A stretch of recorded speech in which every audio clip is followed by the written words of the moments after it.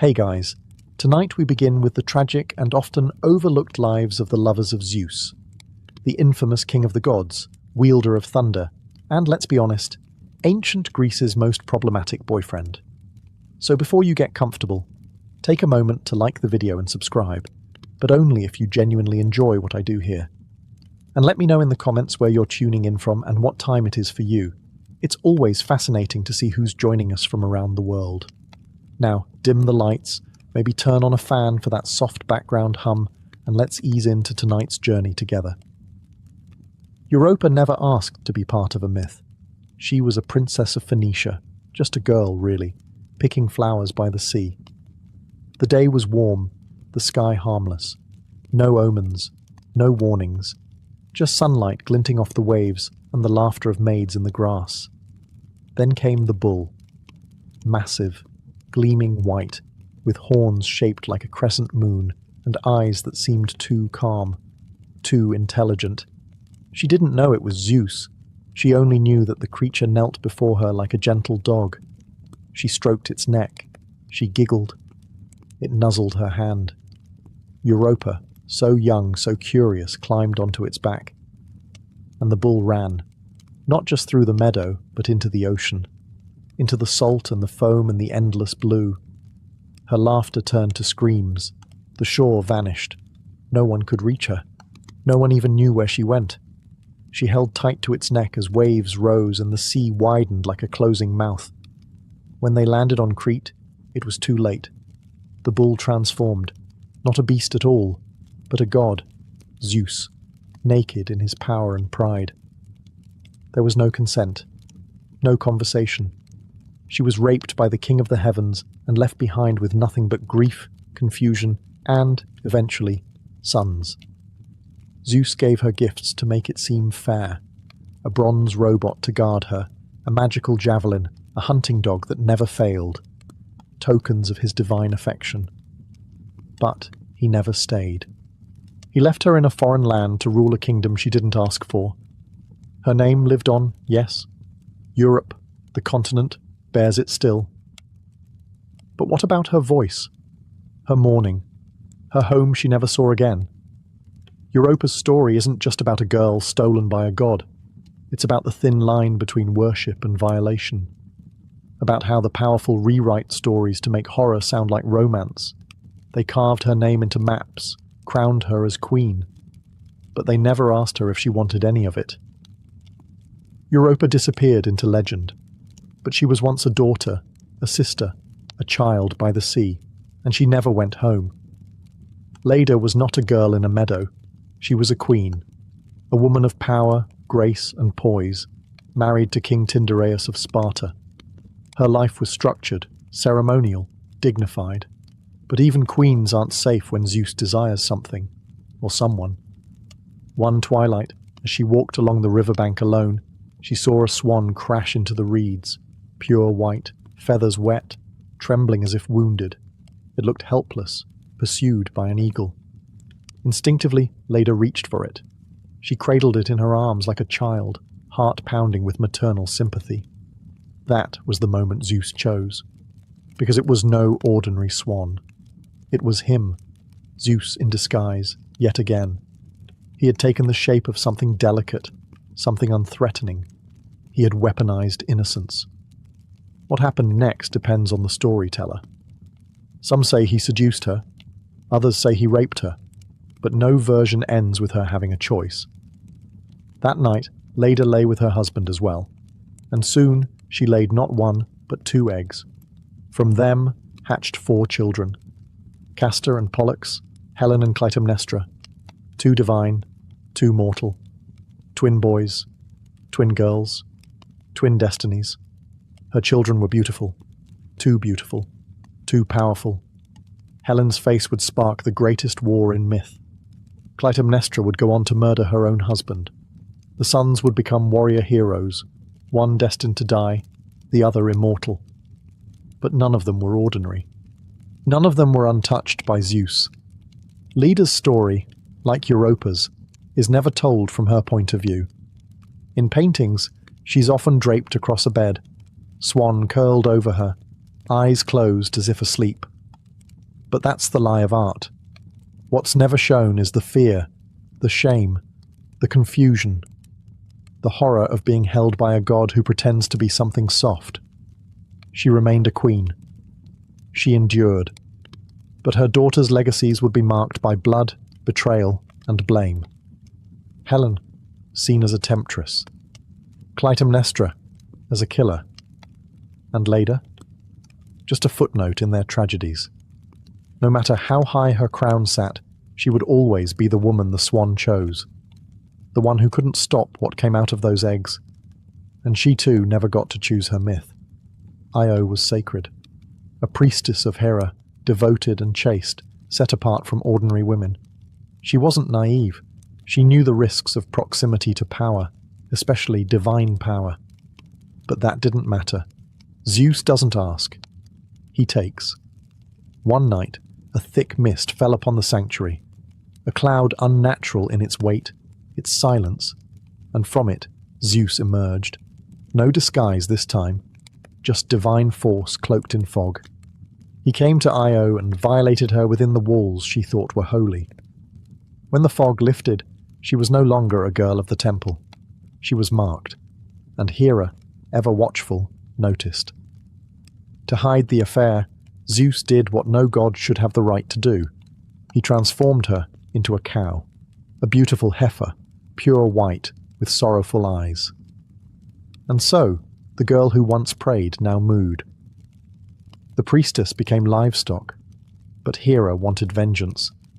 She accepted the gift of the cow and assigned Argus Panoptes to guard her, a giant with 100 unblinking eyes. Io could not speak, could not cry out, just wander, graze, and suffer under Argus's stare. Eventually, Zeus sent Hermes to slay Argus. That part, at least, is told with celebration in Olympus. But what's rarely mentioned is what came after. Hera sent a gadfly, a tiny stinging insect, to torment Io. It bit her endlessly, drove her across continents. She ran in agony from Greece to Egypt, through marsh and mountain and desert. Imagine it, a divine victim, stripped of language, swatting at pain, chased not just by a fly, but by the wrath of gods. No one could hear her. No one recognized her, and she could not speak her name. Eventually, Zeus restored her to human form. She bore a son, Epiphus, and became revered in Egypt. But that happy ending is the myth's polite curtain drop. What about everything she lost? Her voice, her station, her safety, her body, the sacred trust of the goddess she once served. Io's story is told as a wandering epic, how the Nile got its name, how Zeus saved his beloved. But underneath is a girl transformed into something she never was, punished for something she never asked for. And through it all, she never stopped running. Semele was no princess in distress. She was proud, clever, and beautiful. A Theban noblewoman who caught the eye of Zeus himself. But unlike so many others, Zeus didn't trick her, at least not at first. He courted her openly. Disguised as a mortal man, he whispered love into her ears. He brought her storms in a bottle, stars in his promises. And she believed him. They met in secret, the god and the mortal. And soon she was pregnant. Semele dared something most mortals never did. She wanted to see the truth. Not the mask, not the illusion, but Zeus in his full divine form. She wanted honesty. But the gods are cruel, and Hera crueler still. Hera, consumed by jealousy, disguised herself as an old crone and visited Semele. She planted a single poisonous seed. If he truly loves you, why won't he show you who he really is? It worked. Semele, now uncertain and aching for proof, asked Zeus to reveal himself in all his godhood. Zeus hesitated. He begged her to ask for anything else.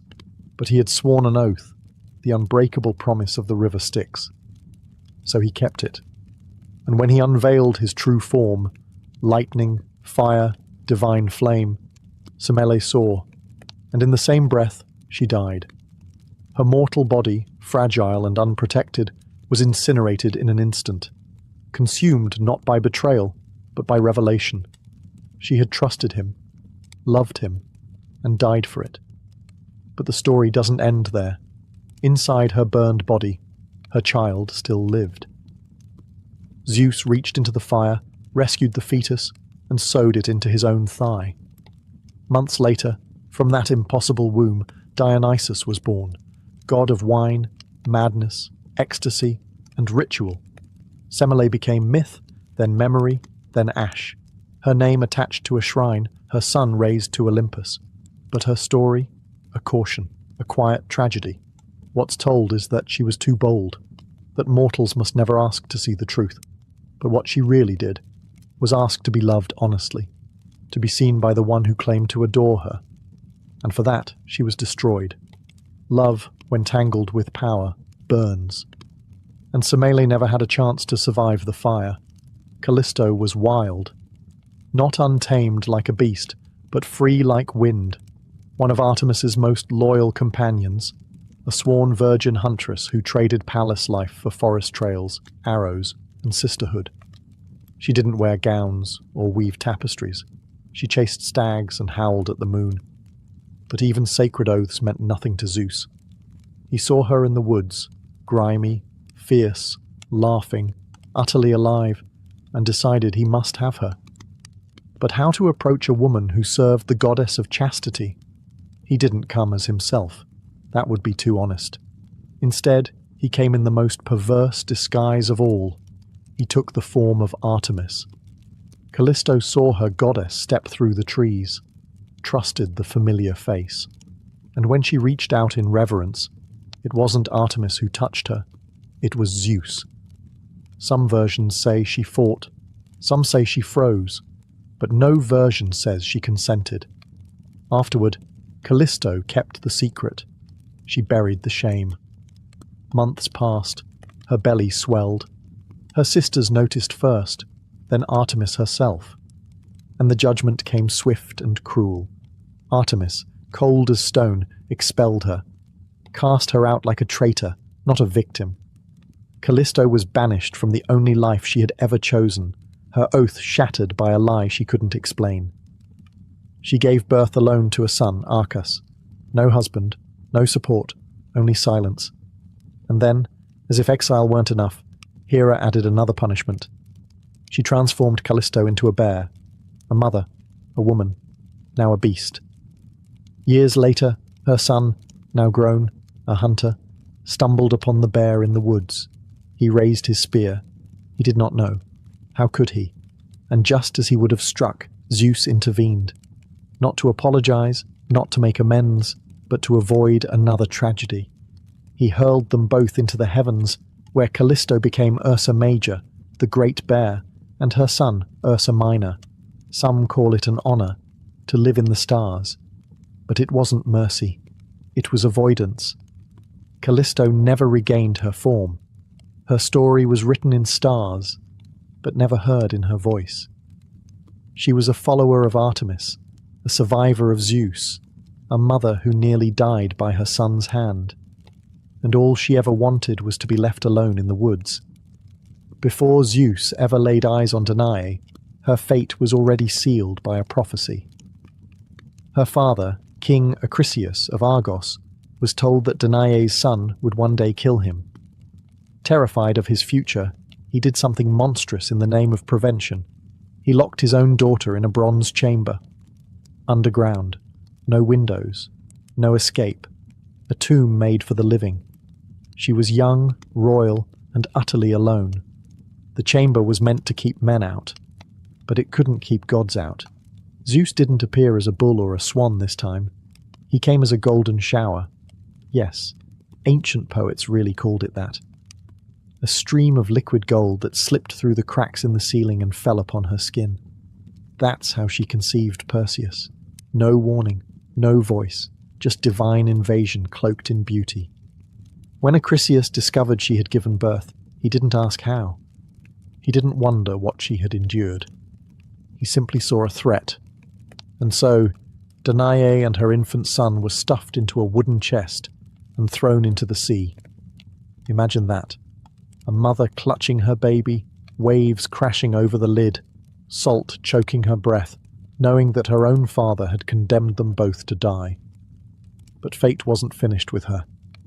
The chest didn't sink, it drifted. It landed on the island of Seriphos, where she was taken in by a fisherman, safe for a time. Until the island's king, Polydectes, decided he wanted her. She refused him, and so he plotted to get rid of Perseus, her son, her only defender.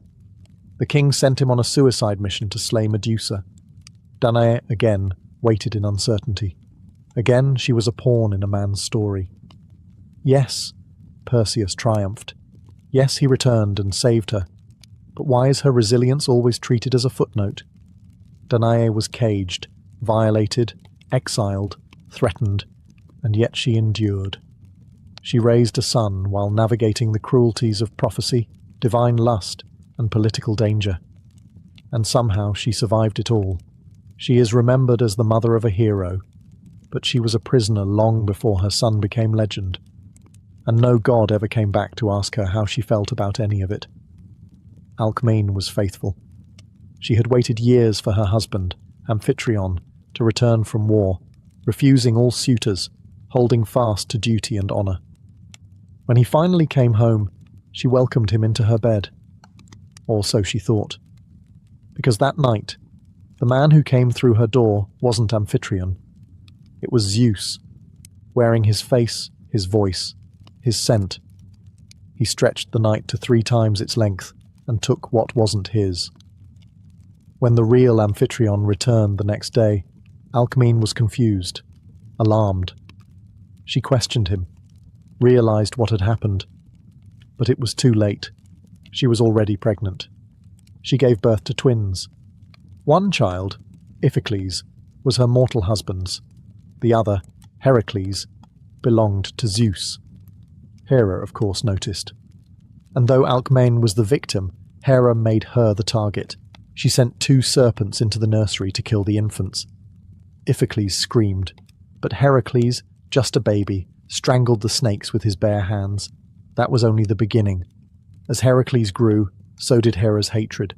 She drove him to madness, made him slaughter his own wife and children. And Alcmene, the mother who bore him, had to witness it all. Her son, the strongest man alive, was broken, cursed, tormented, because of a crime she never committed. Alcmene's life was consumed by divine fallout. She had no affair. She made no choice. Yet everyone around her suffered. Later myths try to smooth it over. They say she found peace, that her son was deified, honoured, that she lived out her days in safety. But even immortality feels hollow when it follows a life of manipulation, loss, and divine cruelty. No poet ever asked how it felt to be touched by a man wearing your husband's skin. No statue was carved of her grief. Alcmene is remembered as the mother of Heracles, a demigod hero. But she was also the woman who raised a child she didn't ask for, who bore the weight of a god's crime and the world's expectations, and still remained upright. She was never worshipped, never thanked, just left behind in the wreckage of Zeus's legacy. And in the shadows of every one of Heracles' labours stood the mother who suffered first. Antiope was a princess of Thebes, born into nobility, but doomed from the start. Zeus didn't come to her as light or storm or animal. He came as something filthier. He took the form of a satyr, half man, half beast. He attacked her in the wild, and the stories rarely pause to question whether she fought or cried. They simply move on. Pregnant, disgraced, and terrified, Antiope fled her home, not to chase love, not to fulfill destiny, just to survive. Her father, humiliated by what had happened, ordered her capture. Her uncle Lycus hunted her across the countryside like an animal. When they finally caught her, she was dragged back to Thebes and handed over to Dirce, Lycus's wife. And then the true torment began. Dirce didn't just punish Antiope. She humiliated her, enslaved her, bound her in chains. Day after day, year after year, Antiope was beaten, mocked, made to kneel. all while carrying the twin sons born from Zeus, Amphion and Zethus. But Zeus didn't intervene. He never does after the act is done. Instead, the twins were abandoned at birth, raised by shepherds in the wilderness. Antiope was left behind, alone, imprisoned, and broken. Her sons grew into strong, intelligent men, unaware of who they truly were. When they finally learned of their mother's suffering, the rage came fast. Amphion and Zethus stormed Thebes, overthrew Lycus, and exacted brutal revenge. Dirce was tied to a bull and torn apart. It's told as justice, a blood-for-blood ending. But what about Antiope? She was free. But what does freedom mean after years of torture? After your body has been made a battleground for divine violence and human cruelty? No myth lingers on her healing. No bard sings of her recovery. Her story ends the moment her sons triumph, as if her value was only in birthing them, not surviving what came before. Antiope was chased, imprisoned, and hurt for choices she never made. She didn't ask to be loved by a god. She didn't ask to be hated by a queen. She just ran, through forests, through pain, through shame, and never stopped running until her son stopped it for her. And even then, no one asked her how far she'd come. Aegena's story begins like so many others, with desire from above and no warning. She was a nymph, daughter of the river god Asopus, born near the waters that should have protected her. But nothing ever protected a woman once Zeus noticed her. He abducted her. Some myths say he carried her off in the form of an eagle. Others say he simply snatched her from the riverbank and flew across the sky, taking her to a desolate island where no one could hear her scream. There, in isolation and silence, he had his way with her. The island became hers in name. Aegina. As if naming it after her made the assault noble. As if being claimed by Zeus gave her power. It didn't. It just made her a symbol of another place shaped by divine conquest. She gave birth to Aeacus, a future king. But Hera, ever watchful, discovered what had happened. And as always, she didn't punish Zeus. She punished the woman he used. This time, Hera's wrath wasn't directed at Aegena's body, but at the land itself. She unleashed a plague. People dropped in the streets. Fields turned barren. The entire island, now bearing Aegena's name, became a graveyard. And Aegina, surrounded by death, could only watch. She had no divine power to stop it, no magic to reverse it. Just a mother with a child, trapped on a cursed rock. Zeus, perhaps moved by her sorrow, or more likely wanting to salvage his legacy, transformed ants into people. Yes, ants. From the soil and dead trees, he fashioned the Myrmidons, a race of tireless warriors, and repopulated the island. But what about Aegina? She lived among these insect-born men, surrounded by reminders of the lives Hera destroyed. Her name carved into maps, her son honoured by heroes, but her trauma once again erased. She was reduced to geography, her pain written off as myth. People remember the Myrmidons for their loyalty and strength. They remember Aeacus as a wise king, but they forget the woman who never asked for any of it, who lost her home, her people, her safety, all because a god couldn't keep his hands to himself. Aegina didn't want an island. She just wanted to be left alone.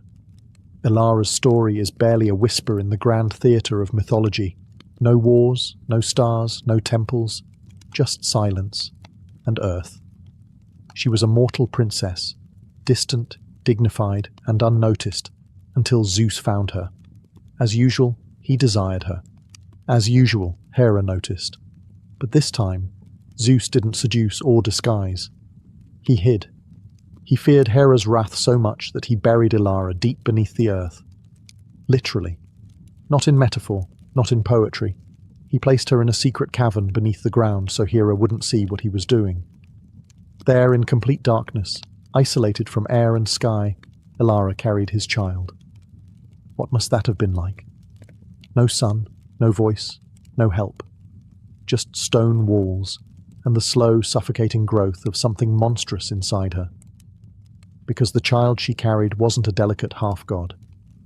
It was a giant, Titios, so massive, so unnatural, that he grew and grew until he could no longer fit within her body.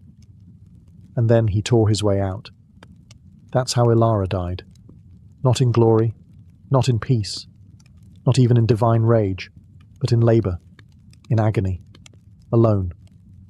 Her womb became a tomb, and her body was destroyed by the very thing Zeus put inside her. The myths barely pause to mention her name. Titios becomes the focus, a giant punished in the underworld for trying to violate another goddess. But Ilara, she doesn't get a constellation, she doesn't get a shrine, she gets a footnote. The irony is brutal. Zeus hid her underground to protect her, but that protection killed her, and he never came back to lift the stone. The ancient poets called her the Earth-Hidden One, as if that made her mysterious, mystical, part of some grand cosmic puzzle. But she wasn't a puzzle.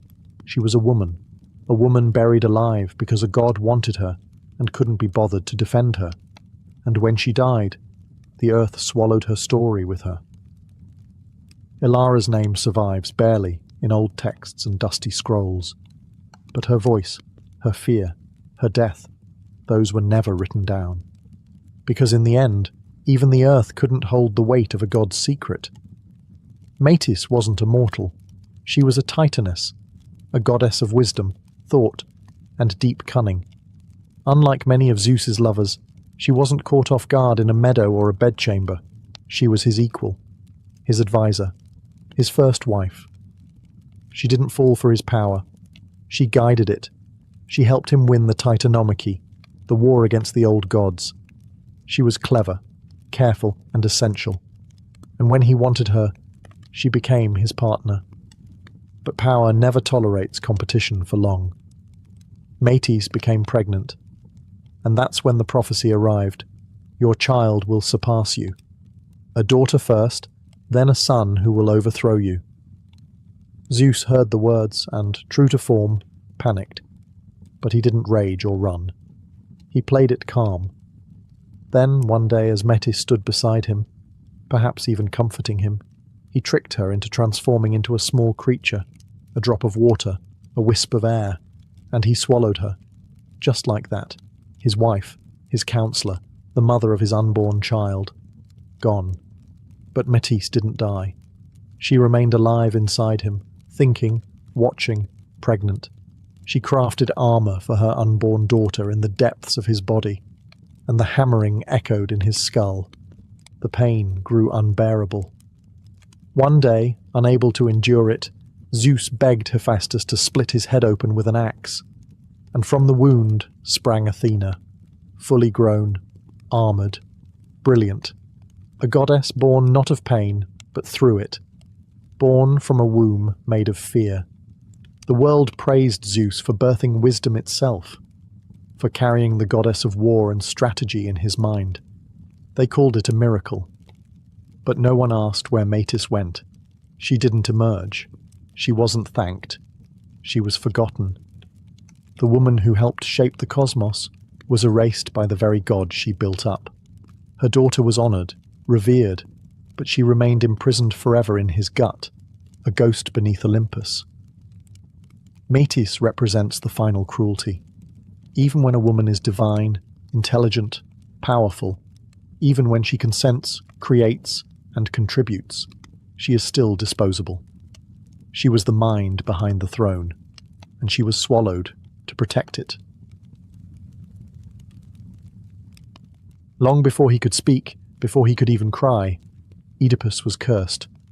His life began with a whisper from the gods, spoken not in love, but in warning. The oracle of Delphi, with smoke in her lungs and madness in her eyes, told King Laius of Thebes a prophecy so unnatural, so vile, it struck terror straight through his bones. Your son will kill you, and marry your wife. Laius went pale. Jocasta, his queen, fell silent. Their unborn child was no longer a blessing. He was a threat, a walking omen. And when the baby was born, healthy and pink and blinking at the ceiling of the royal nursery, no one celebrated. Laius made a decision. He pierced the baby's ankles and tied them together with leather, crippling him, marking him, making it harder for the gods to guide him. Then he gave the infant to a servant and commanded him to leave the child to die in the wilderness. No name, no cradle, no goodbyes. But the servant, perhaps moved by pity or fear, couldn't go through with it. He handed the baby off to a shepherd from Corinth, a man who worked the hills, not the palace. That shepherd, in turn, brought the boy to the king and queen of Corinth, Polybus and Merope, who had no children of their own. They named him Oedipus, swollen foot, a name that would echo his twisted fate. They raised him as their own, never telling him he had been adopted. He grew up loved, respected, cherished, a prince with a future carved in gold. But deep beneath his skin, the prophecy stirred. A curse cannot be silenced by silence.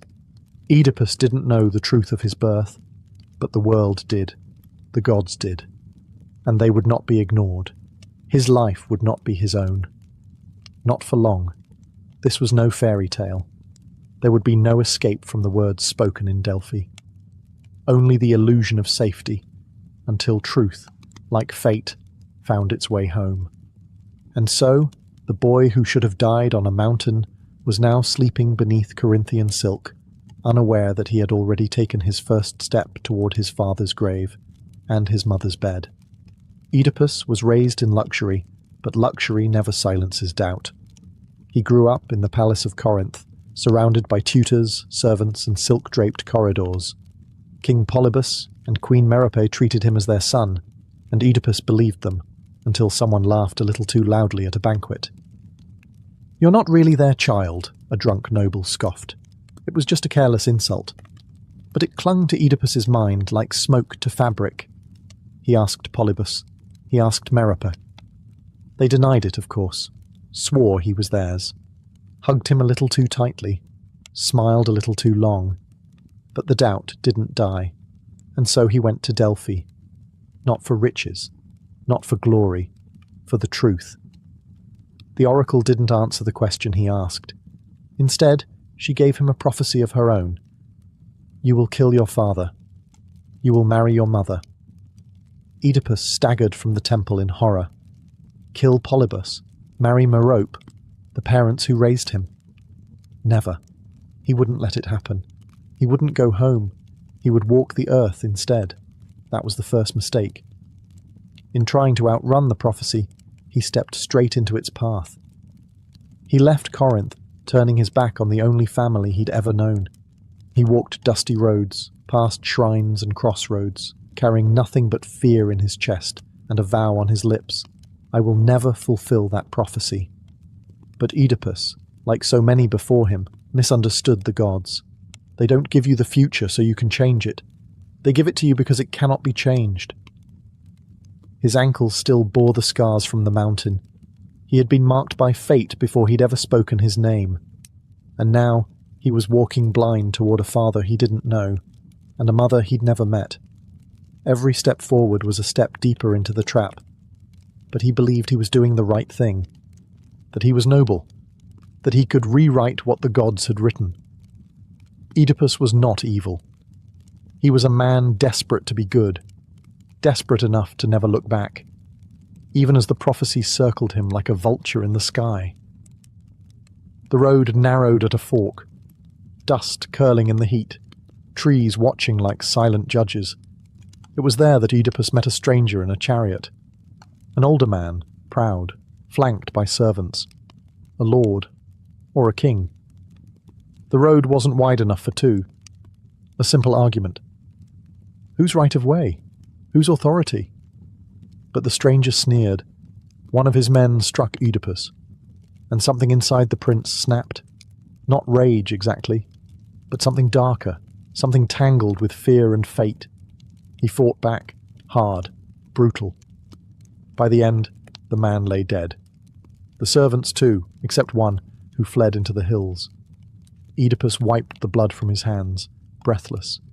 He didn't know the man's name, didn't care, just another traveller, arrogant and cruel, removed from the road like an obstacle.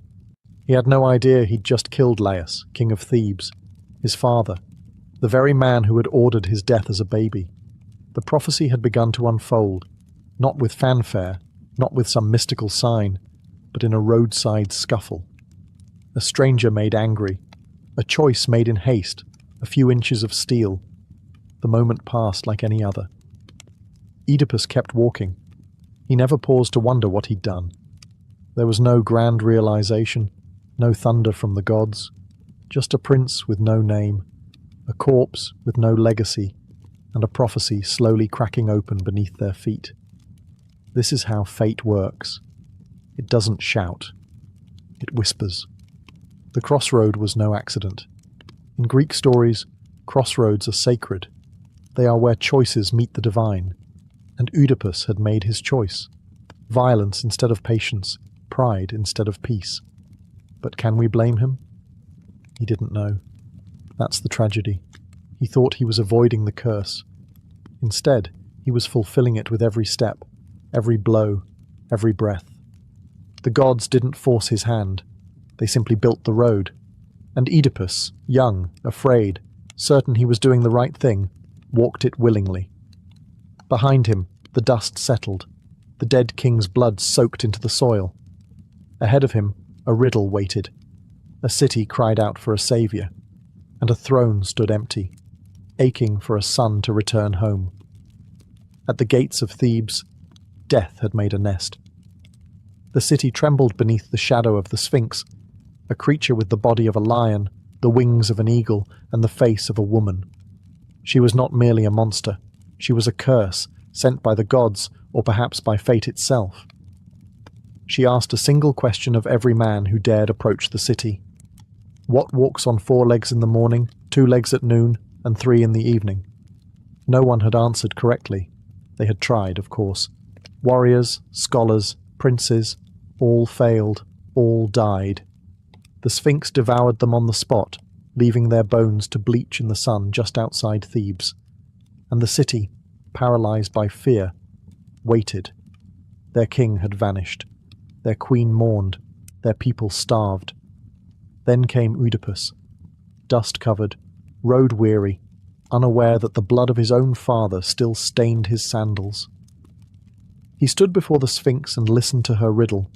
She stared into his soul, waiting to crush another life in her claws. But Oedipus didn't flinch. He didn't fight. He thought. He looked past the terror and saw the truth hiding inside the question. Man, he answered. In childhood he crawls on 4 legs. As an adult he walks on 2. In old age he leans on a cane, a 3rd leg. Silence. The Sphinx screamed, not in anger, but in defeat. She leapt from her perch and hurled herself into the rocks below. The curse was broken. Thebes was saved. The people poured from the gates, cheering, crowning Oedipus not just as a hero, but as their king. The throne, left vacant after Laius's mysterious death, now belonged to the stranger who answered death's riddle. As a reward, they offered him the queen, Jocasta. Beautiful, widowed, older, but still regal. She placed the crown on his head. She took his hand in hers. Neither of them knew. The prophecy, patient and silent, had just been fulfilled halfway. A murder and a marriage, both veiled in triumph. The city rejoiced. Oedipus smiled. Jocasta kissed her saviour. And above them, the gods said nothing. Because fate doesn't strike all at once. It unfolds, like a riddle answered too soon. Years passed. Oedipus ruled Thebes with a steady hand and a sincere heart. He was not a tyrant. He listened to his people. He protected them. He fathered children, 4 of them, with Queen Jocasta, never knowing she was the woman who had once nursed him as a baby. Together, they rebuilt the city. The past seemed forgotten, but fate doesn't forget. One morning, Thebes began to rot. A plague swept through the streets like a punishment. Crops withered. Livestock dropped dead. Women miscarried. The gods had turned their backs, and the people turned to their king. They cried out, "Oedipus, you who defeated the Sphinx, save us again." And he tried. He sent messengers to the oracle at Delphi to ask why the gods were punishing them. The answer returned like a blade. The land is polluted. The killer of King Laius lives unpunished in Thebes. Find him. Exile him. Only then will the curse be lifted. Oedipus stood before his people and made a vow. He swore to hunt down the murderer, to bring justice, to rid the city of its stain. He did not flinch. He did not suspect. He believed the killer was someone else, some stranger, hiding in plain sight. A traitor, a coward, someone else. Oedipus became obsessed. Every whisper became a clue. Every silence became suspicious. He interrogated witnesses, called upon prophets, ordered investigations, and with every step he moved closer to the truth. But the truth was patient. It watched as he tangled himself in his own certainty. He thought he was healing his people, that he was cleansing the land, that he was standing tall as a just king. But in trying to root out the infection, he was digging into his own soul. The gods did not scream. They didn't strike lightning. They simply waited for Oedipus to uncover what they already knew. He was both the disease and the doctor. The king he vowed to avenge was the father he had killed. The queen he kissed goodnight was the mother who had birthed him. But he didn't see it yet. Not then. Not as the city choked on ash and prayers while their king marched toward his own unravelling. When answers slip through mortal hands, kings turn to those who hear the gods. Oedipus summoned Tiresias, the blind prophet of Thebes, the man whose visions reached beyond time, whose blindness saw more than any set of eyes. If anyone could solve the mystery of Laius's murder, it was him. But Tiresias did not want to speak. He stood silent in the royal hall, lips pressed shut like a tombstone. The air trembled with tension. "Speak," Oedipus commanded. "For the sake of the city, tell me who killed Laius." Tiresias shifted, uncomfortable. "You don't want the truth." "I do. You can't bear it." That's when Oedipus made his second great mistake. He pushed too hard. He accused Tiresias of betrayal, of lies, of conspiracy. Perhaps the prophet himself had helped the killer escape. His anger burned so bright it blinded him more than any curse. So Tiresias finally spoke. "You are the killer you seek." The words landed like thunder. The court froze. Oedipus laughed, bitter, stunned. "Me? I didn't even know Laius. I was nowhere near Thebes when he died." But Tiresias didn't blink. "You are closer than you think. You are your father's killer, and your mother's husband." Silence. Jocasta paled. Oedipus roared in denial. He called the prophet mad, a fraud, a puppet of political enemies. But the seed had been planted, and seeds, even of prophecy, always grow. Tiresias left without another word. He didn't need to explain. His part in the story was done. He had struck the first crack in the wall of Oedipus's certainty. The king stood among nobles and whispers, swearing he was innocent, swearing he was loyal, swearing this was madness. But doubt, once born, doesn't die easily. And somewhere in the back of Oedipus's mind, the voice of the oracle stirred again. "You will kill your father. You will marry your mother." He had tried so hard to escape that future. Now, the past was clawing its way back through the walls. The plague still ravaged the streets. The gods still turned away. And the man who once solved riddles now found himself living inside one, piece by horrifying piece. Jocasta watched her husband unravel. At first, she dismissed the prophecy. With a gentle smile and careful hands, she tried to soothe Oedipus's growing fear. "Prophecies mean nothing," she told him. "We once received one too, long ago, that our son would kill his father. But we handled it." She looked away when she said that. Her voice caught just briefly. "We abandoned him, left him on a mountainside as a baby. That child is long dead." Oedipus went still. A child? left to die, ankles pierced. He felt something ancient stir in his bones, pain in his feet he'd long since learned to ignore. He asked questions, too many, pressed her for details. What mountain? What servant? When? Jocasta begged him to stop. "Why dig up the past?" she whispered. "You've saved Thebes. You are a good king, a good man. Let this rest." But Oedipus couldn't rest. The prophecy pressed against his ribs like a blade. Tiresias had planted doubt. Jocasta's story watered it. And now it bloomed into obsession. He sent for the old servant, the one who had taken the baby from the palace that day, the one who might still know the truth. Jocasta begged again. "Let the past lie. I love you. We have children. What does it matter who you were?" But for Oedipus, identity wasn't a comfort. It was a curse waiting to be understood. He believed that if he could uncover the truth, he could outmaneuver it, rewrite it, solve it, like he had the Sphinx's riddle. He didn't understand that this was no riddle with a clean answer. This was prophecy, and prophecy always demands a price. Jocasta saw where this was heading, her face once regal, now drawn with dread. She had lived with the edges of the truth for years, perhaps even guessed it, but she had chosen to bury it, chosen silence over collapse. Now Oedipus was pulling the bones from the ground. And for the first time, the queen who had welcomed him into her bed was looking at him like a stranger. "You are doomed," she whispered, tears spilling. "And if you go any further, so am I."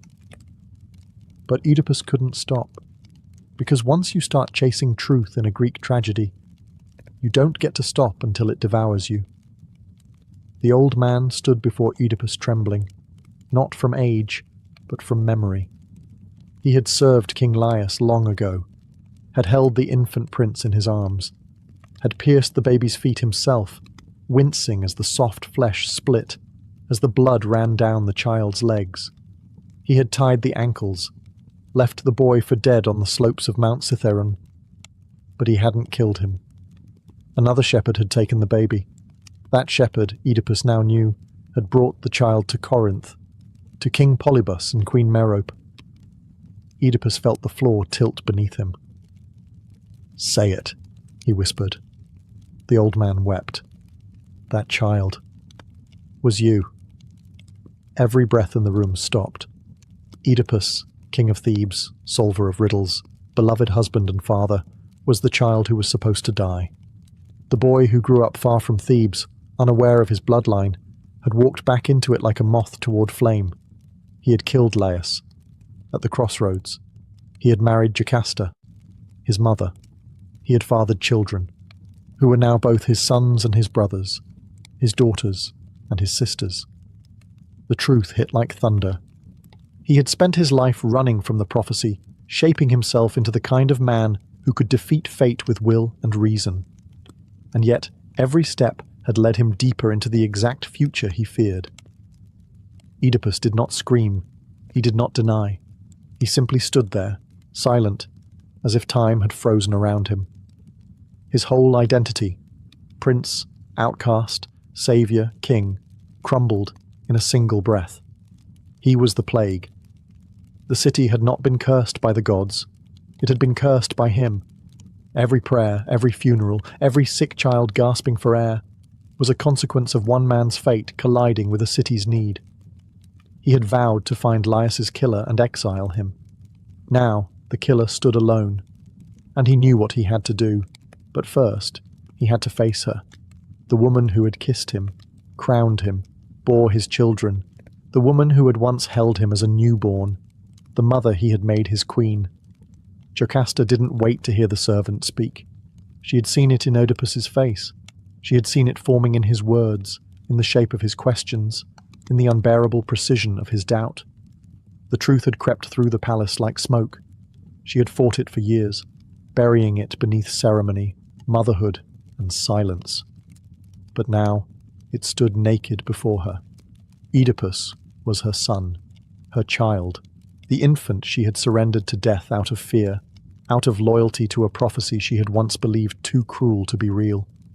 And now that prophecy had not only come true, it had dressed itself in love, in wedding robes, in children with her eyes and his smile.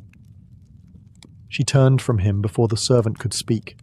Her hands shook, her breath caught. The palace corridors twisted around her. She didn't scream, she ran, past the guards, past the servants who lowered their eyes, into the inner chambers where no one dared follow. And there, in the silence of their marriage bed, the bed that had held a mother and son wrapped in unknowing love, Jocasta took her own life. Some say she hanged herself. Some say she used the brooch from her gown, sharp and cold and final, but no one says she cried out. She left the world in silence, the way she had endured it. When Oedipus found her, he fell to his knees. He touched her face, her gown, the body that had once cradled his infant form, then welcomed him again as a man, and now, a third time, as the corpse of a woman who had loved too much and understood too late. He didn't speak. There was nothing to say. The gods had spoken years ago in Delphi. You will kill your father. You will marry your mother.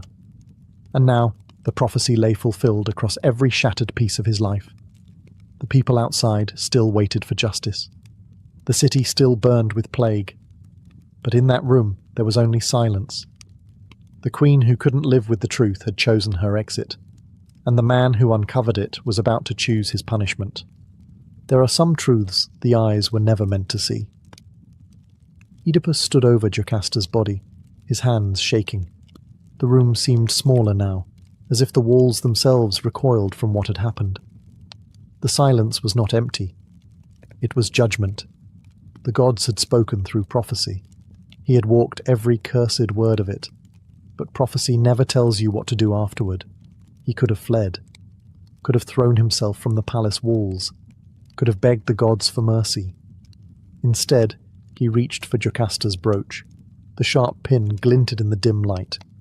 He held it for a moment, then, without hesitation, plunged it into his eyes. Once, twice, again, each stab a cry to the heavens, each puncture a scream without words. Blood poured down his face as light fled his world forever. Why blindness? Because the eyes had betrayed him, because they saw love where there was incest, justice where there was murder, salvation where there was ruin. The eyes had seen everything and understood nothing. So he destroyed them. The man who once solved riddles with clarity of mind and sharpness of vision would now wander in darkness, stripped of every illusion. He emerged from the palace, a horror to behold, his robes soaked in blood, his face scarred and dripping red tears, his hands outstretched like a beggar. The people gasped, covered their mouths, turned away, but he did not hide. "This is justice," he said. The man who had promised to exile Laius's killer now understood the cost. "I am that man," he told them. "Drive me out, cast me from the city. Let Thebes breathe again." No one moved at first, not even Creon, Jocasta's brother, who now stood quietly at the palace steps. Oedipus, their saviour-turned-scourge, was no longer king, no longer family, just a man with a broken past and no future. He asked for exile. He begged for it. He pleaded not to see his children again, the children who were also his siblings. The gods were silent. But Thebes listened, and the king who once stood tall at the gates, who answered riddles, slew monsters and ruled with pride, now limped into darkness, not because he couldn't see, but because now, finally, he truly understood. Oedipus left Thebes not as a king, but as a shadow of one. Blind, barefoot, wrapped in rags, he wandered the earth with only a staff and his daughter Antigone to guide him. She was still a child, yet already burdened with the weight of her father's sins he never meant to commit. The world looked different now, not because he couldn't see it, but because he finally could. People whispered his name in fear. Some drove him away from their gates. Others offered pity, but never comfort. He was no longer the man who had saved Thebes. He was the man who brought the gods' rage upon it. But Oedipus never asked for sympathy. Only silence. Only distance. He passed through cities and forests, past shrines and graves, never resting long. In his blindness, he spoke more gently, thought more deeply. He had lived as a prince, a savior, a king, a monster. Now, he lived as a question. Was he guilty? Was he cursed? Or was he simply human? The gods had said what would happen, but they never said how he should feel about it. They gave him a script, but not a conscience. Years passed. His beard grew long. His voice became gravel. Antigone stood taller, always at his side. She loved him not because he was innocent, but because he was hers. And finally, they arrived at Colonus, a grove sacred to the Furies near Athens. There, Oedipus stopped walking. He sat beneath the trees, breathed the sacred air, and whispered to the earth, "I am ready." Some say the gods forgave him. Others say the earth swallowed him whole. That thunder cracked, and he vanished between the roots, leaving no body behind. Just legend. He did not die as a king. He did not die as a monster. He died as a man who carried his own curse. A man who could not change the prophecy, but tried. A man who walked into darkness, and in doing so, found a kind of light. Oedipus's story isn't just a tragedy, it's a warning. That knowing the truth does not always bring peace, that fate once named cannot be outrun, and that sometimes the most heroic thing a man can do is face himself. Before Athena ever drew her first breath, she was already a danger to Olympus. Zeus sat upon his throne, storm-eyed and victorious, ruler of gods and men. He had overthrown Cronus, his own father, ending the age of the Titans. But deep in his bones, Zeus feared one truth: the throne he stole could be stolen from him. And then came the prophecy. It was not shouted by oracles or carved in lightning. It was whispered in dread by Gaia, mother of the earth, and Uranus, father of the sky. If you lie with Metis, the child she bears will overthrow you. Zeus froze. Metis wasn't just any goddess. She was wisdom incarnate, clever, sharp, cunning beyond measure. She had helped him in his rise to power. She was not a victim. She was a partner.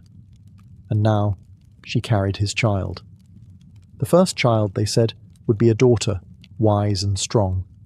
But the second would be a son, and that son would be greater than Zeus, stronger, smarter, fated to topple the sky. Zeus had felt the sting of prophecy before.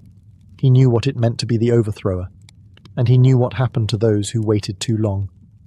He couldn't kill Metis. That would defy divine law. So instead, he swallowed her. Yes, Zeus opened his mouth and devoured the goddess whole. Swallowed her mind, her magic, her unborn child, just like his father Cronus had once swallowed him. But Zeus didn't digest her. Metis didn't vanish. She lived inside him, thinking, whispering, creating. The wisdom he consumed didn't dissolve. It waited. And so, Zeus walked Olympus with calm eyes and a storm beneath his skin.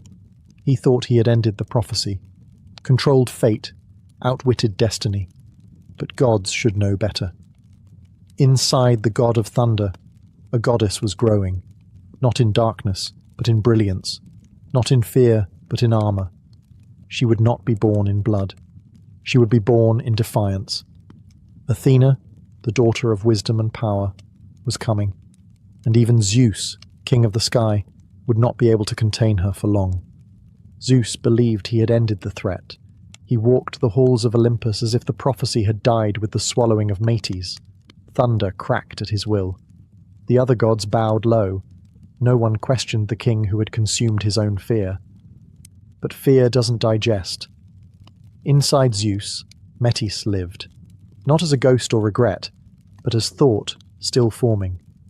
She spoke to him in dreams, murmurs in his chest, ideas he couldn't explain, strategies that arrived unbidden. Her mind became his, but not entirely.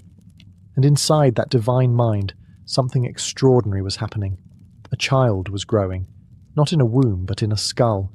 This child wasn't weak. She didn't kick softly or squirm. She forged armor in the folds of her father's brain, forged a spear from thought, a helmet from resolve. As she grew, the sound of hammering echoed inside Zeus's head. Day and night the pounding worsened. He couldn't sleep, couldn't eat. His headaches grew unbearable, like storms crashing behind his eyes. He pressed his palms to his temples and roared across Olympus.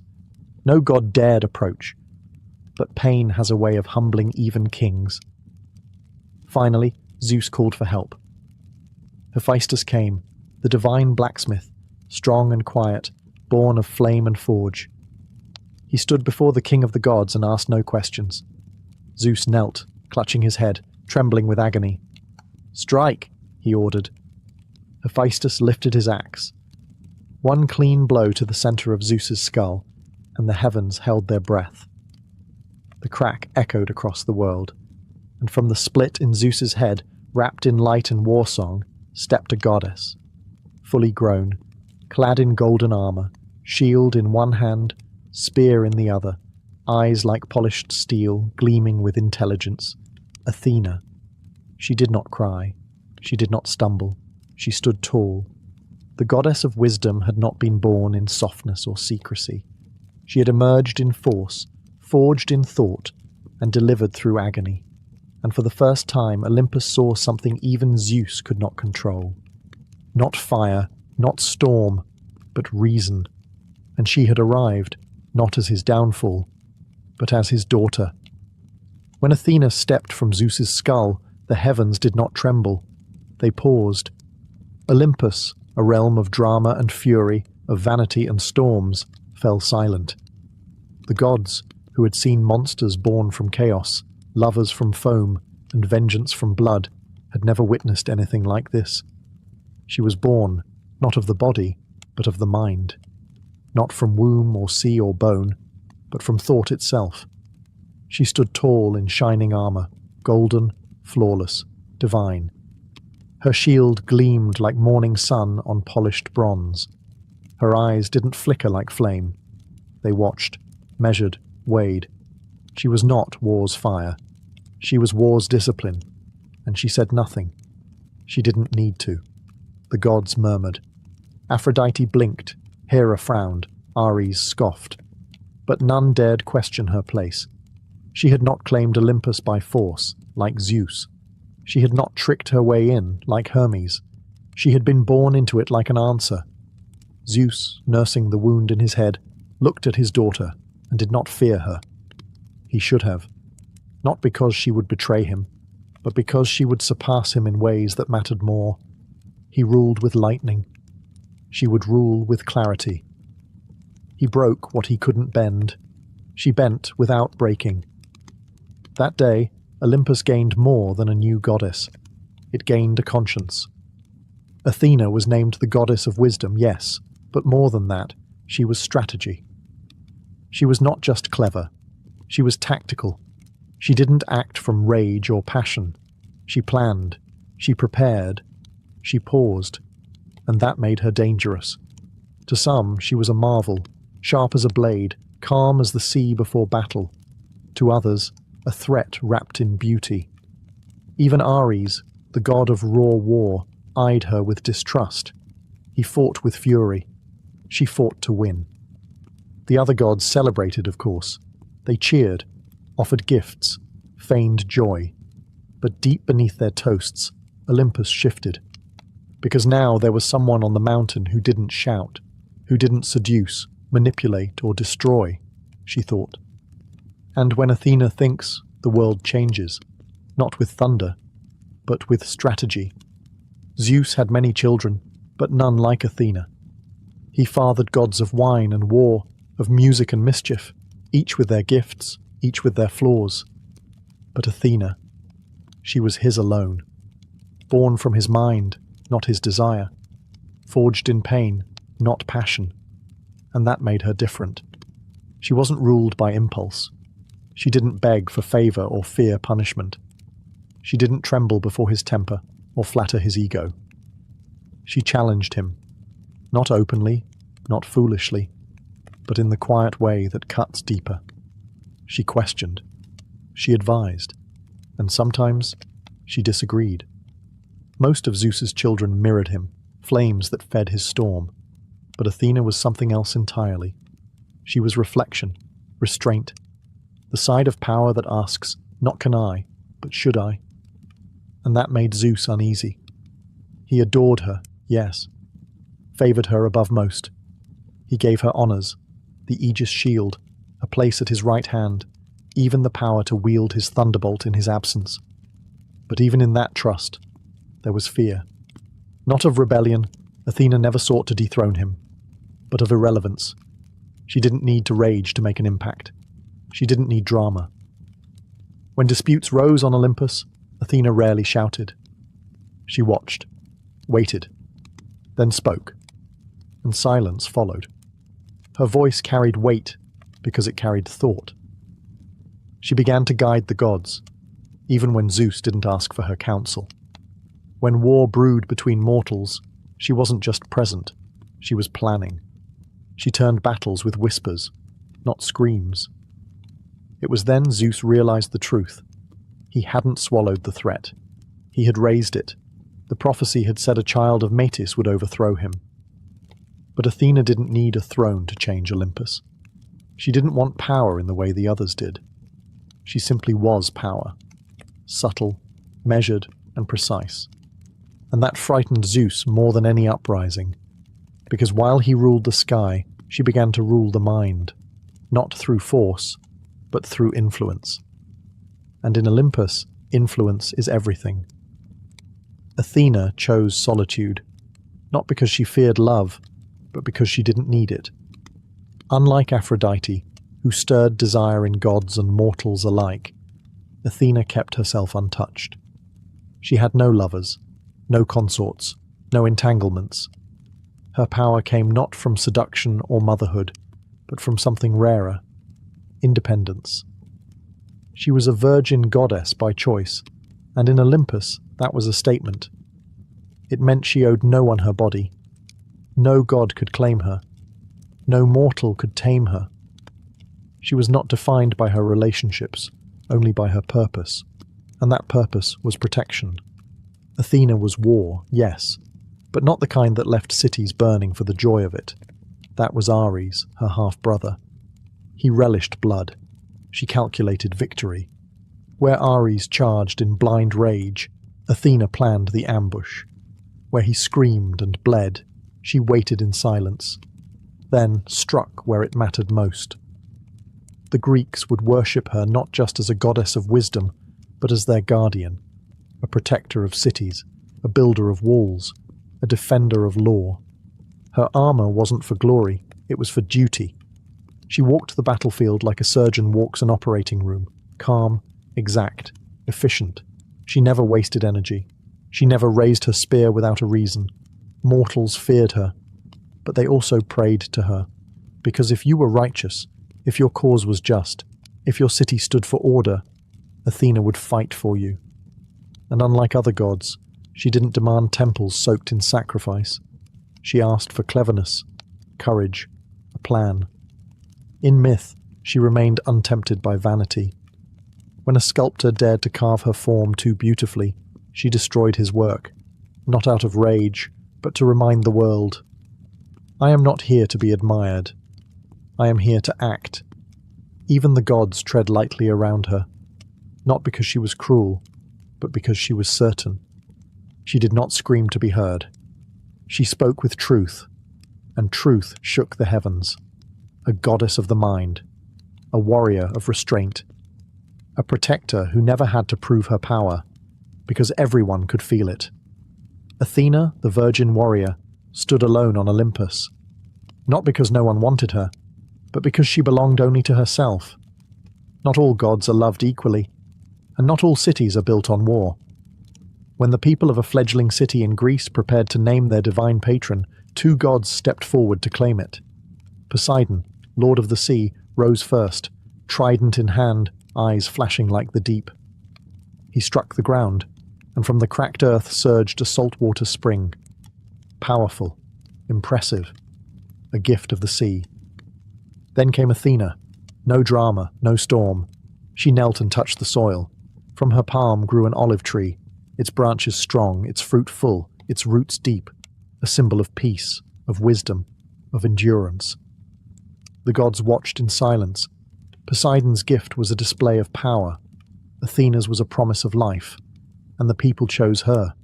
They named their city Athens, not after the sea, but after the goddess of wisdom.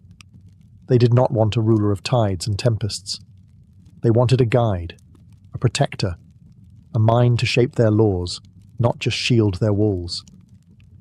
Athena became the soul of the city.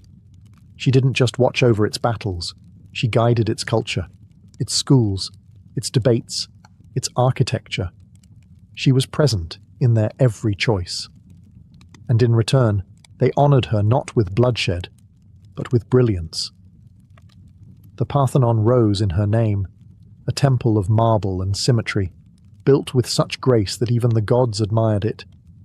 Inside stood her statue, not soft or smiling, but poised and ready, spear in hand, shield at her side, wisdom behind her eyes.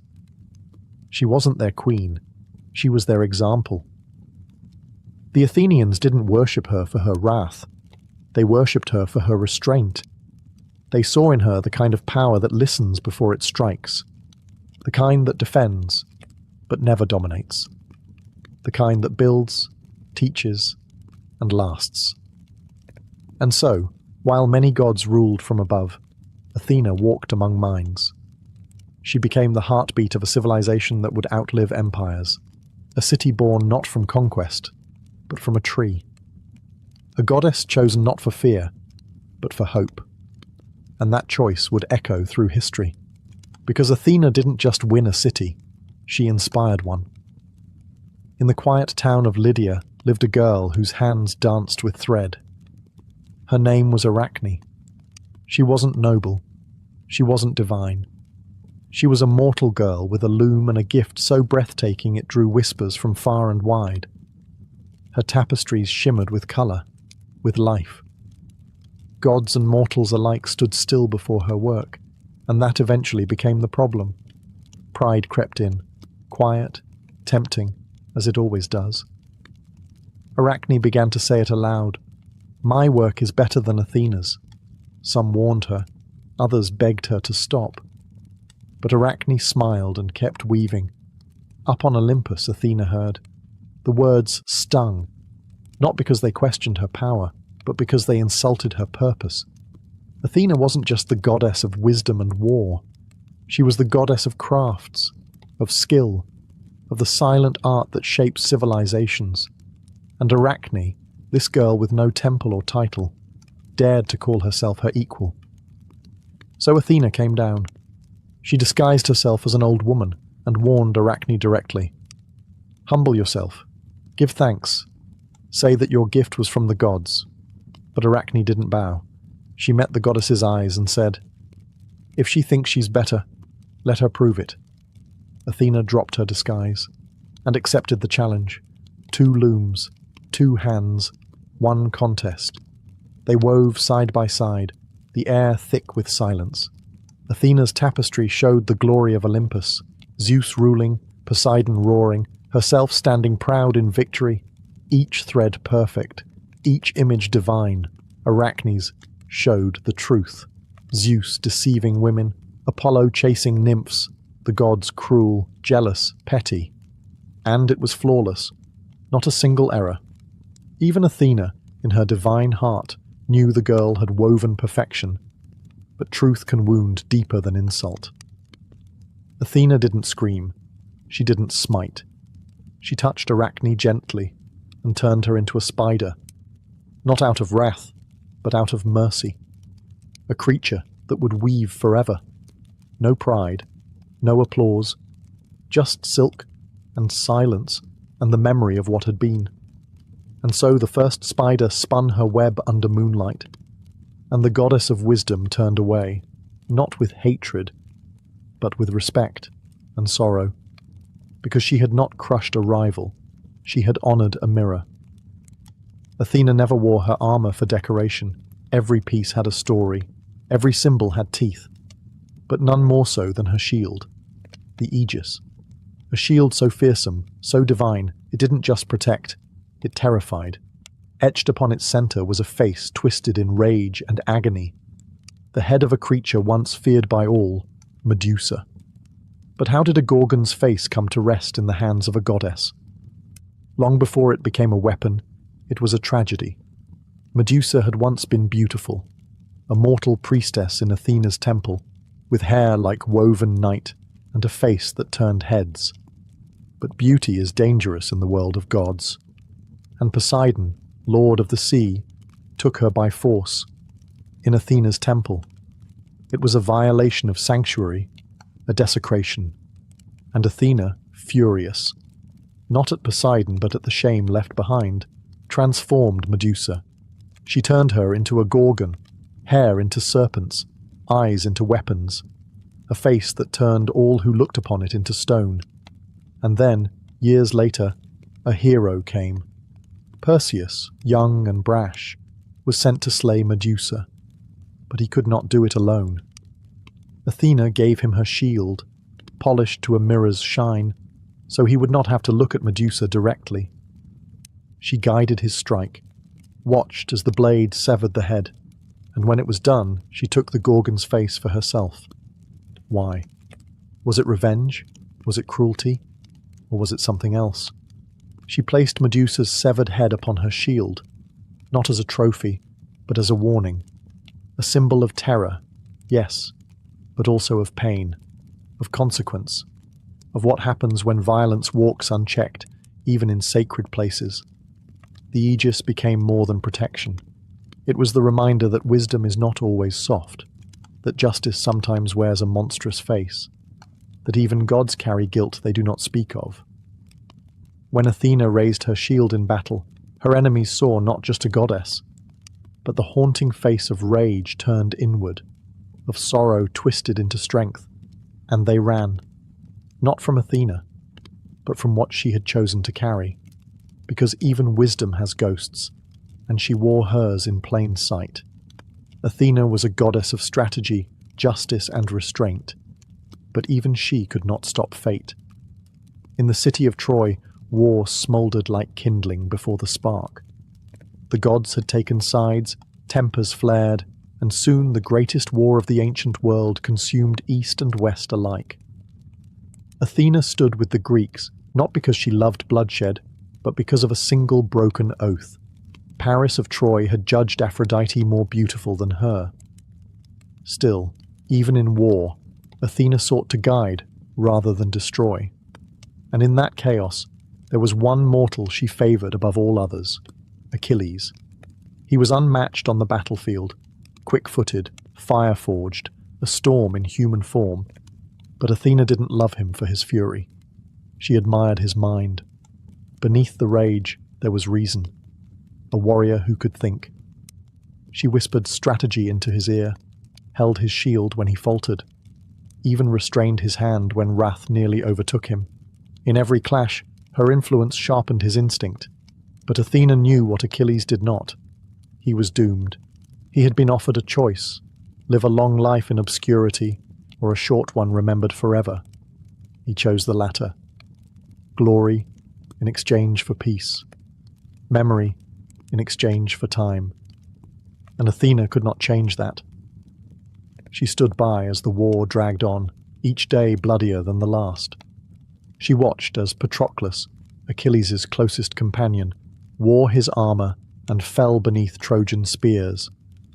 She felt the scream Achilles let loose when he learned of his death. The kind of scream that tears not just the air, but the soul. Achilles returned to battle like a man already dead. Athena did not try to stop him.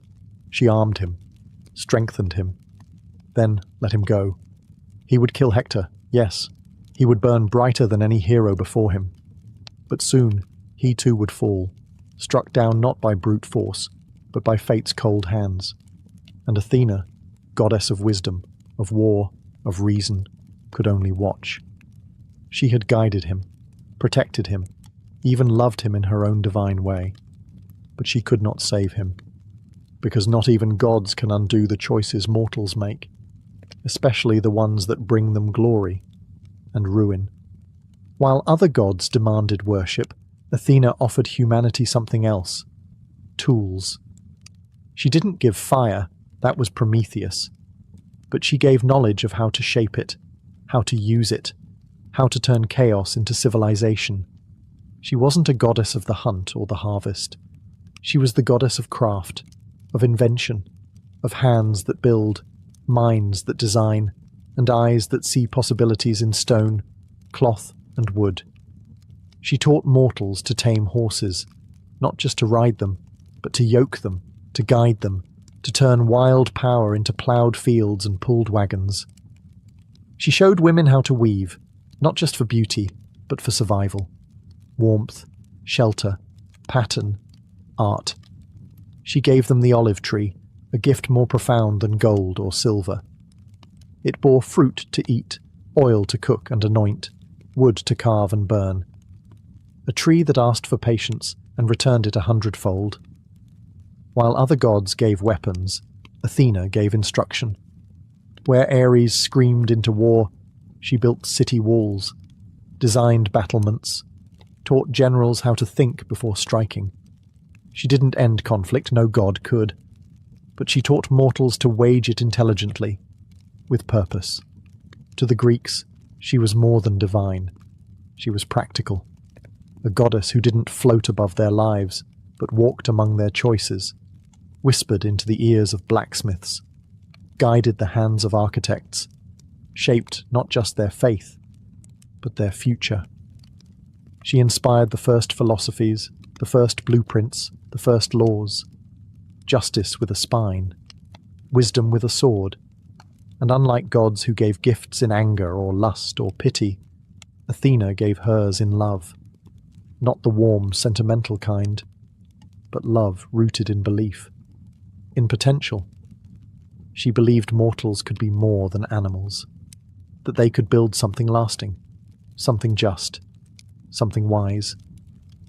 Her temples didn't ask for blood, they asked for thought. Athena's gifts weren't miracles dropped from the sky, they were seeds.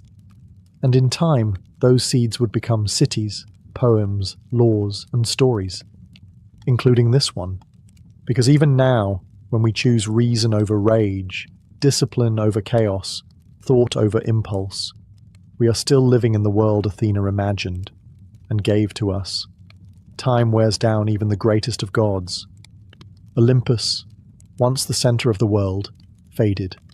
Temples crumbled, statues weathered in the wind, new empires rose, new names were spoken in prayer, and yet Athena remained, not in marble, not in myth, in mind. While other gods became legends of passion, thunder, or jealousy, Athena became something else, an ideal, a symbol not of what we are, but of what we strive to be. Justice without cruelty, power without corruption, intelligence without arrogance. She never ruled mortals by fear.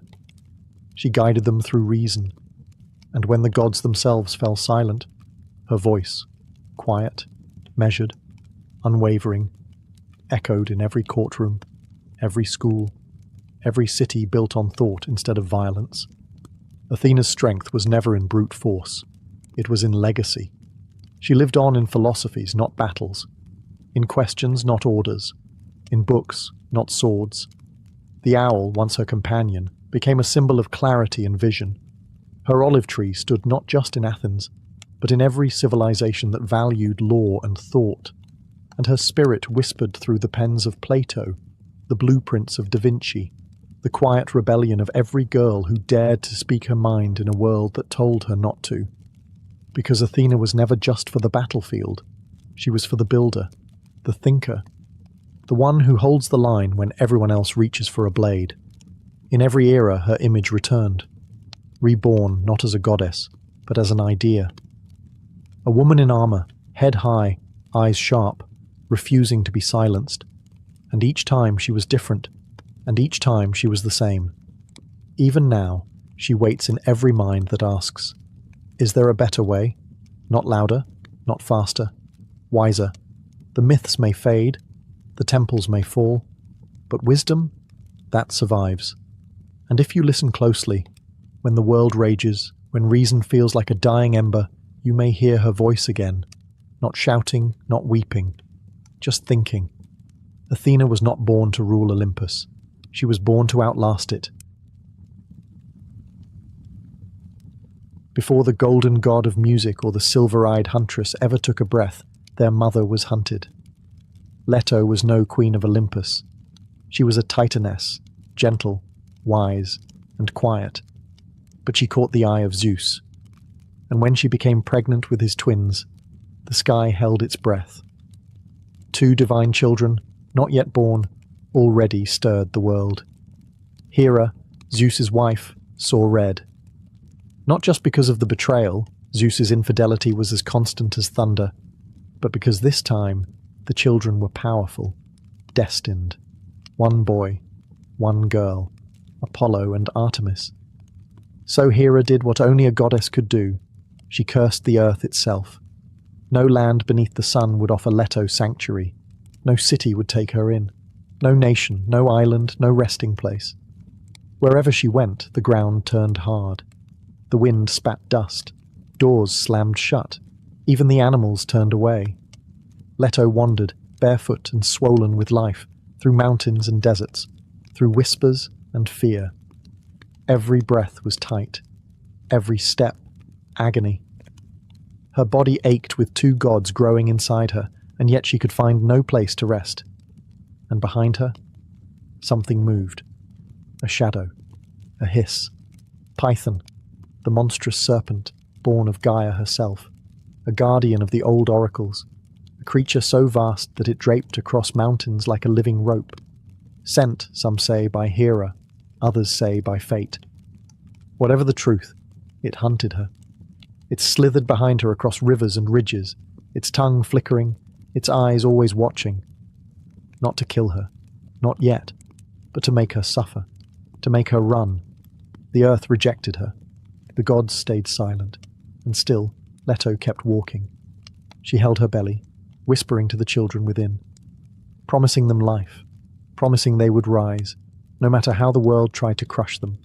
She was not a warrior. She carried no weapon, but she carried gods.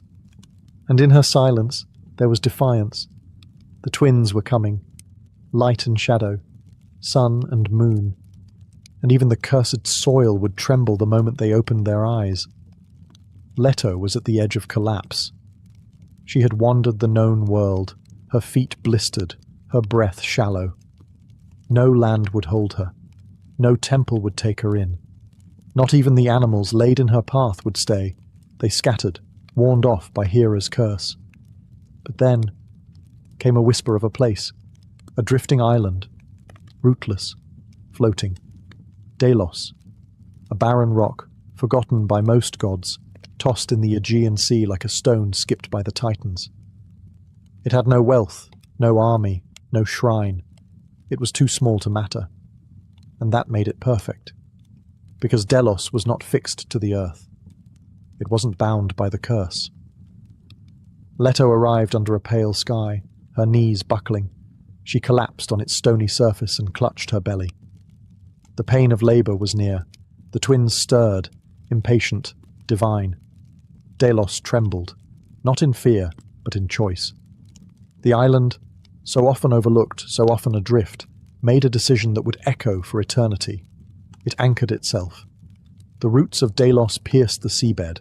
It locked into place, became land, became home, just long enough. And that was rebellion.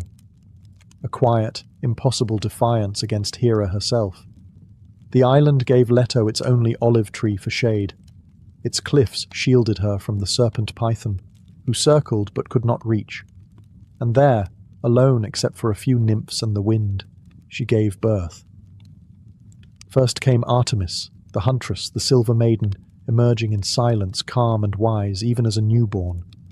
She didn't cry. She watched. And then, after 9 more days of pain, Leto gave birth again.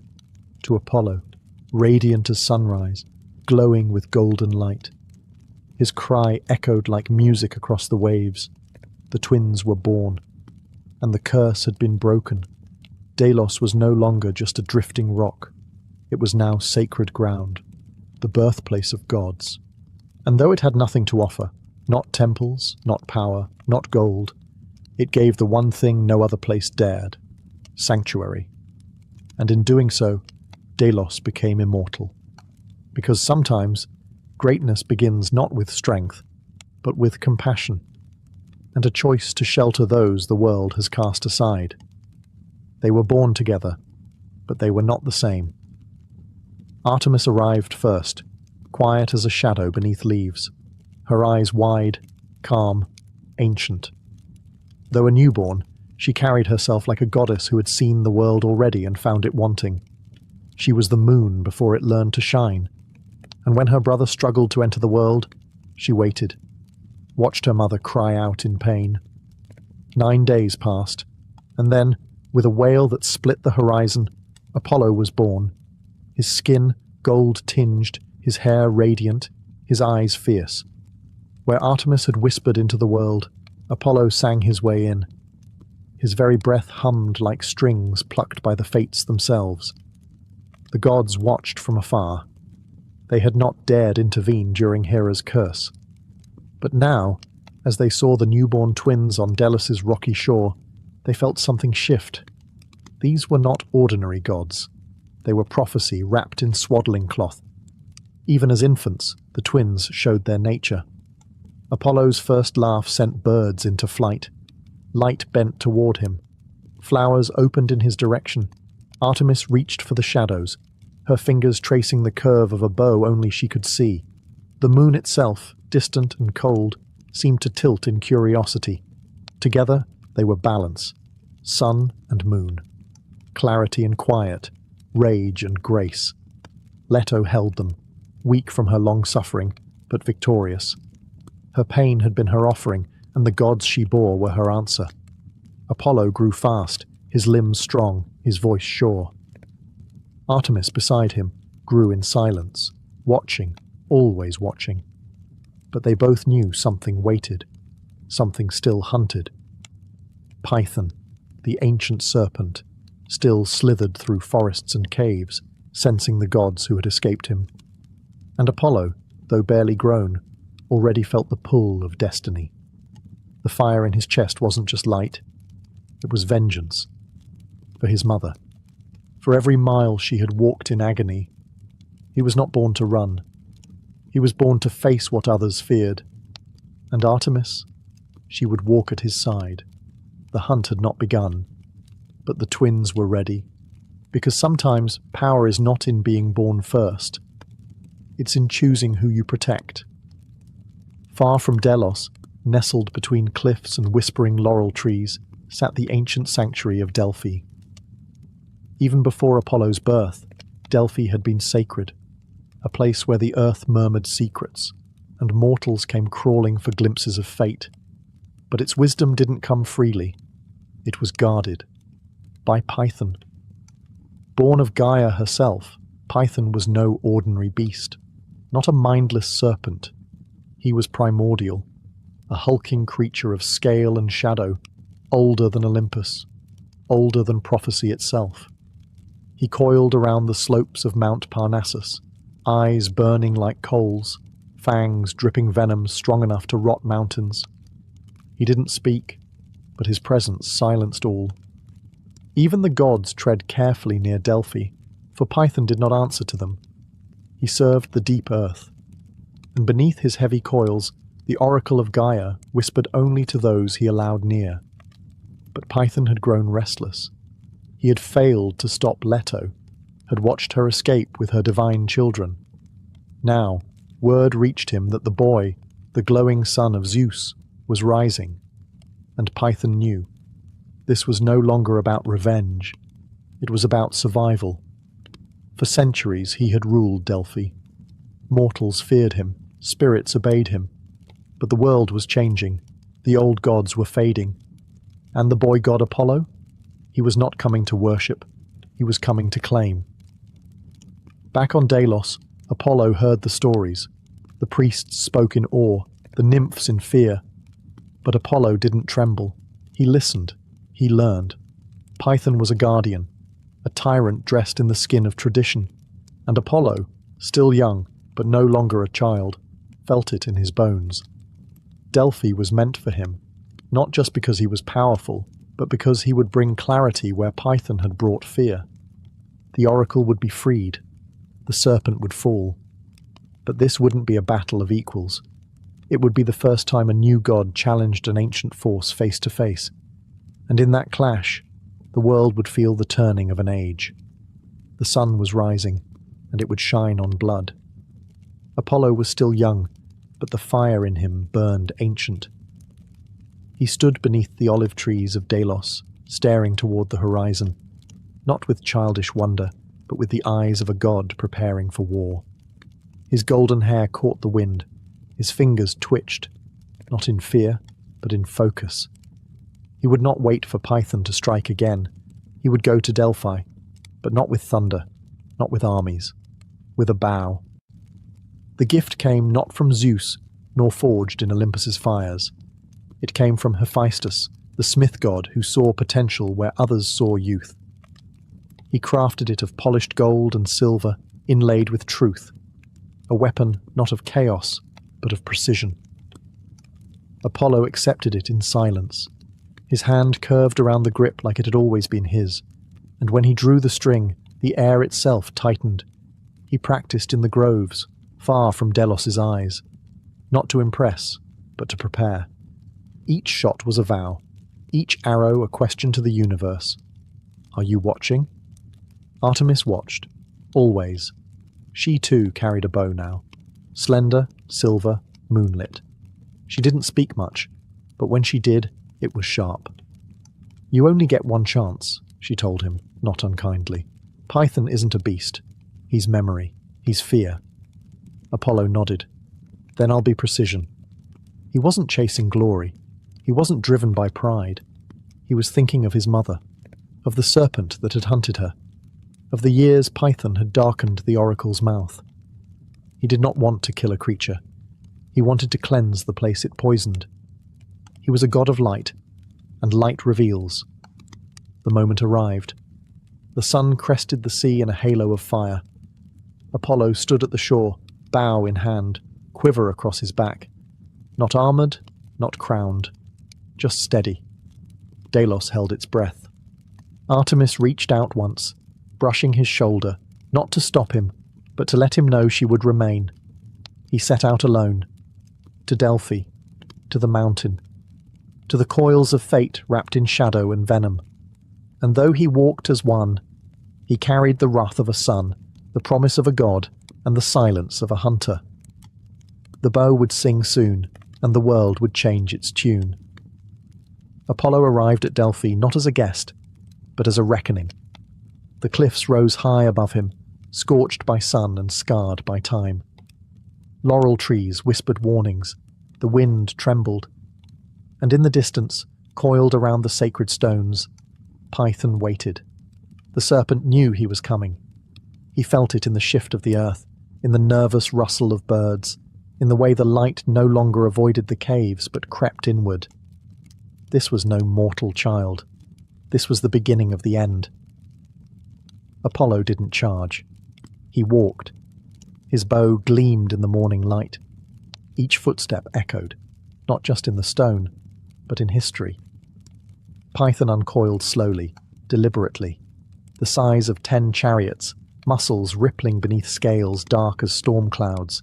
His eyes burned not with rage, but with warning. "I am older than your name," Python hissed. "I have coiled around this earth since it breathed." Apollo raised the bow. "I'm not here for your age," he said, calm and unshaken. "I'm here for your shadow." The first arrow loosed was light itself. It struck Python's flank with a flash, burning through scale and hide. The serpent screamed, a sound that shook valleys and startled clouds. But Python was not so easily undone. He struck back, snapping trees, shattering boulders, venom hissing through the air. The ground quaked beneath his fury, But Apollo was faster. He moved like sunrise, sharp, silent, inevitable. Arrow after arrow flew. Each one sang, each one landed. But it wasn't just force. It was precision. Apollo didn't aim for the heart.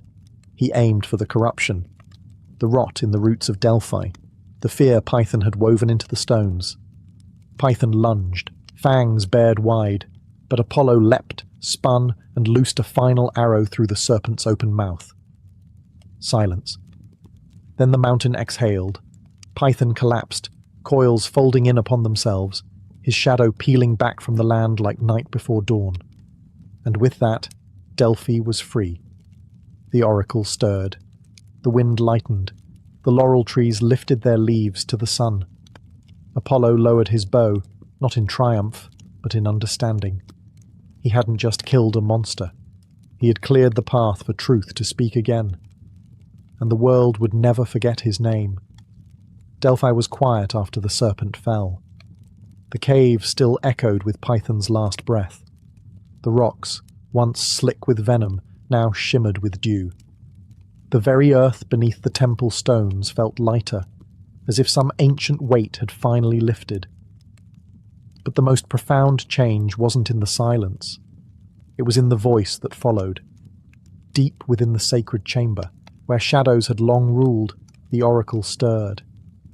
Not the old voice of Gaia, not the cryptic whispers twisted by fear, but something new, clearer, warmer, a thread of fire wrapped in thought. Apollo had claimed Delphi, but he didn't seize it with chains or walls. He didn't sit on a throne or demand worship. Instead, he offered the world a gift, a place where truth could speak, through his oracle, the Pythia. A mortal woman chosen not for beauty or lineage, but for spirit. She would sit at the temple's center, inhale the vapors from deep within the earth, and speak what the god saw.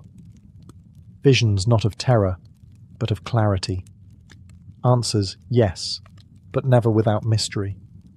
Because truth is never given. It's earned. Word spread quickly. Kings travelled for weeks to kneel before her. Warriors came to ask if their battles would end in glory or doom. Farmers came to ask when to sow. Philosophers came to ask if the gods truly listened. And above them all, Apollo stood, not visibly, but present. His music hummed through the laurel leaves. His warmth lingered in the stone. And in the Pythia's eyes, there was always a flicker of sunlight not born from this world. The oracle of Delphi became the beating heart of Greece, not because it gave power, but because it demanded thought. Apollo had slain the monster, yes, but his greater gift was this. He had replaced fear with reflection, and in doing so, he rewrote what it meant to be a god, not just to punish, but to illuminate, because light, once unleashed, never hides again. And Delphi, bathed in that light, would never belong to shadows. While Apollo stood bathed in triumph, Artemis remained in the silence of the woods. She had not followed him to Delphi. She had not loosed arrows at Python. That battle was his destiny, his reckoning, and she honoured it by staying where she was strongest, in the wild. But she felt it. The moment the final arrow struck, the moment the oracle opened its eyes, the moment the serpent's shadow shriveled beneath her brother's light. She stood barefoot on a cliffside as dawn broke, watching not just the sun rise, but Apollo rise, her twin, her flame, the other half of her celestial balance. She did not smile, nor cry. She simply watched, with the quiet pride of a goddess who knows her part is different, but no less divine. For Artemis, the wild was her temple. Where Apollo's light struck cities, her shadows danced in groves. Where he guided oracles, she guided instincts. Where he brought clarity, she brought intuition. They were never meant to walk the same road, but they were meant to rise together. As Apollo claimed Delphi, Artemis wandered further into forests untouched by man. She whispered to wolves. She taught deer to run silently. She wrapped herself in moonlight and sharpened her silver bow. She was not forgotten in the wake of her brother's fame. In fact, mortals feared her more. They called to her not with songs, but with offerings left on stone. They saw in her the eyes of judgment, the silence before justice. Young women prayed for her protection. Hunters asked for her blessing before the chase. Midwives spoke her name in the hour of birth. And she answered, not with fire, but with presence. Where Apollo's legacy would shine through temples and prophecy, Artemis would be felt in wind and instinct, in paths not taken, in the way danger hesitated when she watched. She did not need Delphi. She had the wilderness, and as her brother stood upon sacred stone, embraced by priests and kings, Artemis raised her eyes to the moonless sky and whispered a truth only she could know. You've lit the world, brother. I'll guard its silence. And thus the balance was born. Sun and moon, voice and stillness. Twin gods, rising always side by side. Apollo, god of music, poetry and light, so often remembered for beauty and brilliance, was not without shadows. For beneath the lyre's golden hum and the warmth of his truth burned a temper hotter than the midday sun. His wrath, when stirred, was not wild like Ares or cruel like Hera. It was precise, surgical, unforgiving. The world would soon learn. Apollo did not forget a slight. When mortals mocked the gods, they risked many things, but mocking Apollo's art was unwise beyond measure. Marsyas learned that too late. A satyr with a flute of bone, Marsyas stumbled upon the instrument once discarded by Athena. He played it well, too well. So well, in fact, that he dared challenge Apollo, the god of music, to a contest. A mortal, a goat-legged trickster, daring to duel with a god. Apollo accepted. In the contest, Marsyas played first, wild and full of soul. The forest bent toward the notes. Birds paused mid-flight. Even the stones seemed to sway. Then Apollo played. The sound was like light itself, clear, blinding, divine. But he didn't stop there. He flipped his lyre, played it upside down, and sang while strumming. Then he looked at Marsyas. "Can you do both?" he asked. Marsyas could not, and Apollo did not forgive. The god who had spared Python showed no such mercy here. He flayed the satyr alive, string by string, in a cave where the echoes still carry screams. The gods watched. Some turned away. Even Artemis the huntress frowned. But Apollo's face never changed. There was no pleasure in the punishment, only the cool certainty of justice as he saw it. Because while Apollo gave light to the world, he demanded respect in return. Delphi would be a place of truth, but also of discipline. Mortals came for wisdom, yes, but they left with warnings. Do not lie. Do not boast. Do not forget that beauty, when challenged, can burn. Apollo was the god of harmony, but disturbed that harmony, and he would become the storm. He wasn't cruel by nature, but he would never allow the world to forget that even the sun can scorch. Apollo could heal, but he could also destroy. And when mortals forgot this, he reminded them, not with fire, not with arrows, but with disease. The war at Troy had raged for years. Heroes clashed, gods took sides, and blood soaked the beaches like rain. But it wasn't swords or spears that brought the Greeks to their knees. It was Apollo's wrath. Agamemnon, the proud Greek king, had taken a captive, Chryseis, daughter of a priest who served Apollo. When her father begged for her return, offering gold and prayers, Agamemnon laughed and turned him away. That was his mistake. The priest lifted his hands to the sky. Apollo answered. He descended not in glory, but in silence, a god unseen but unmistakable. He walked the Greek camp as a shadow, his silver bow in hand, and with every pull of its string, another soldier fell, not pierced by arrows, but struck by fever. Death came quietly, without fanfare. The dogs howled. The air thickened with the scent of rot. Day after day, warriors collapsed, too weak to lift their shields. Horses moaned. Fires burned untended. The army begged their seers for answers, and they all pointed to the same god, Apollo, the healer, the bright one, the protector of oracles and bringer of plagues. Agamemnon had insulted him, and now his men were paying the price. Only when the girl was returned, unharmed, unbought, did Apollo lift his hand. The sickness passed, but the memory did not. Because this was the truth of Apollo. He wasn't just light and harmony, he was balance.